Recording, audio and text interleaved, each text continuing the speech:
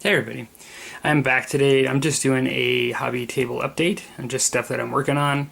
And I'm just going to talk a little bit about what I'll be doing over the next few weeks, kind of orders of projects and things.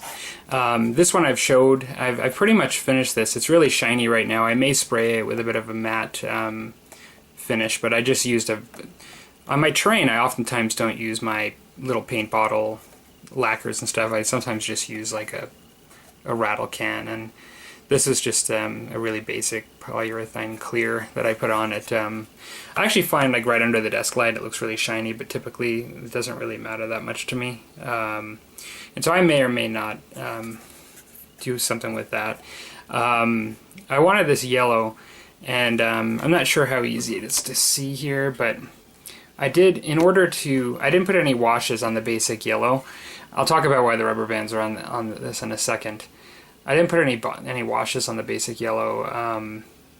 I elected, and I don't know if you can tell, you should likely be able to, but maybe not under this lighting.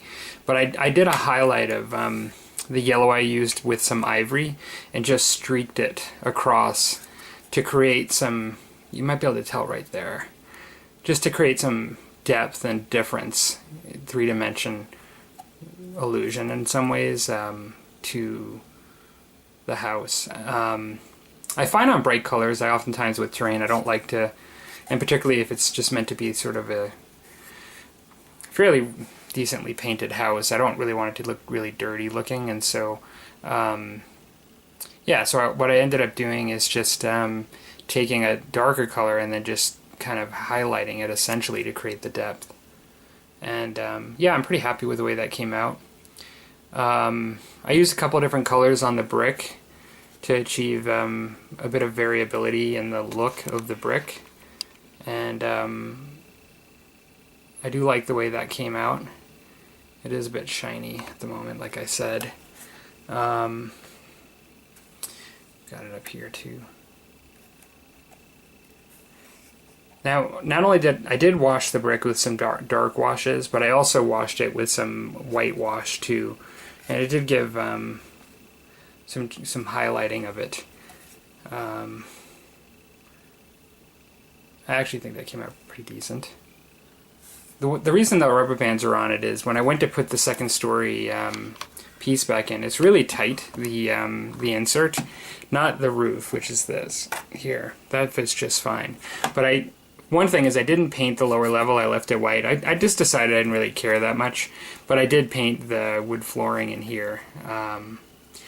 And I like that. I used some different browns, and I used some both white washes and dark washes and created some variability in there. But when I went to push it back in, it actually separated the wall in one spot right here, so I had to re-glue it. I was a bit disappointed on that. Typically, with these Sarissa kits, it's not this tight as I found it. I might have to sand it a bit or something, is what, I didn't really thought of that, but I think that's what I might have to do if this happens again. Just give it a good sand around the edges. So yeah, so I'm kind of happy with this. I actually probably, despite that little incident I just had there that I just mentioned, I may get another one of these because they make like a few different kinds, and I really like these buildings. I mean, I love this sort of colonial look. Musket and Tomahawks, I mean, I do have cabin looking buildings too, but for whatever reason, it may be when I end up doing American War of Independence, I like that sort of stately look for the houses. I just think it's cool. So it makes some good scenarios where settlements, are being taken down. Staying on the Musket and Tomahawks, well, you know what? I'll come back to Musket and Tomahawks in a second. The next thing for that, I have my first layer of base paint, a little bit of highlighting on my civilians for the Marvel game. So these guys are still rough looking. They're just basically base painted. I'm using these caps here, which I've never really done in the past, but it actually works out pretty good. But I'll just show some of these. Hang on, I think I'll just do it this way. So I tried to choose some pretty wacky colors. This actually doesn't look that wacky, but just something to, I thought these kind of looked retro, and so I have like the blue jeans. on a number of them. I just finished painting the blue jeans, so I'll kind of go back and forth between them, but I have this woman with a hat and a scarf on. Here's a guy in jeans.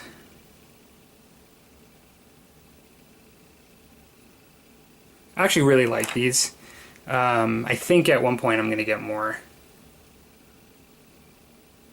of these civilians. I think I'm actually going to paint some of them. I may have mentioned in a video and put them. I'm going to have some where they're crowds. So I'm going to have like, you know, a good 6 to 8 on one base that I could just have like in the size of a street sidewalk, like just walking. And so you could move them like almost like a crowd. I think that would be kind of cool.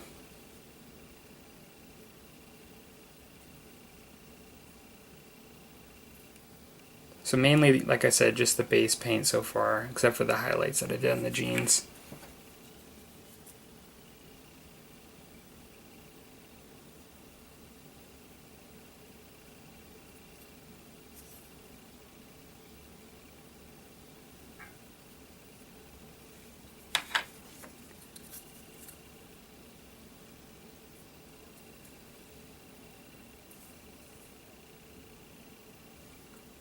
This one's kind of interesting. It's got the pinkish purple tie and shoes.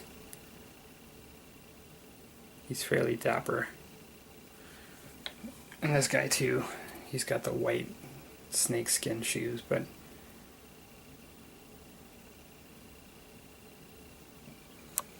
yeah. And then I got one with just red shoes. Yeah, so these are fun. I actually quite like these for the night models range to have civilians for that game. Actually quite pleased with them. So I've showed these already, but for those of you that not even necessarily new to the channel, but just haven't been to the channel for like years. I think it might be years, I'm not sure. But I have some more civilians for Musket and Tomahawks. It's funny because these were my favorite civilians, and I don't know if they just weren't, I didn't see them as much of as a utility as my other civilians that I have, but I just never got around to painting these last ones, and they were like my favorites. So I'm just going to pull these out real quick. I'm going to fast forward the camera as I pull these out.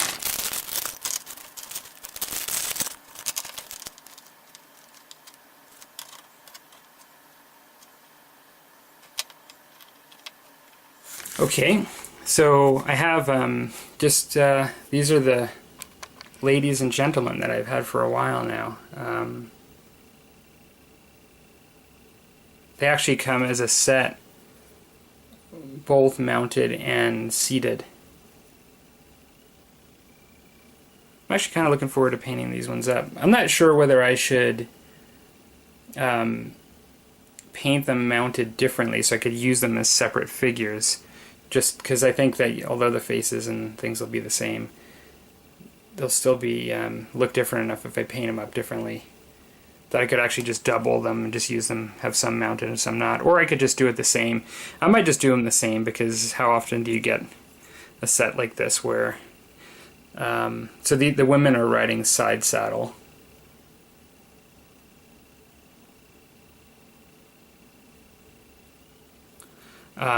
Yeah, I don't know how often I'll get a set like this where I could have a model both mounted and not for civilians.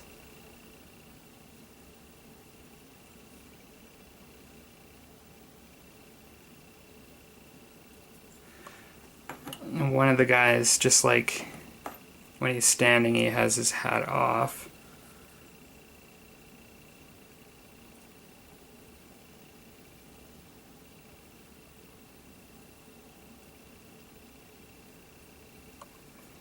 And the other one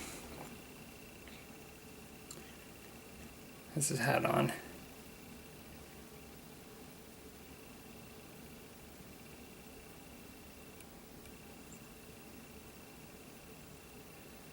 Now there are some scenarios in Musket and Tomahawks where you're supposed to protect someone, like a female or somebody, and so these I think work really well for that.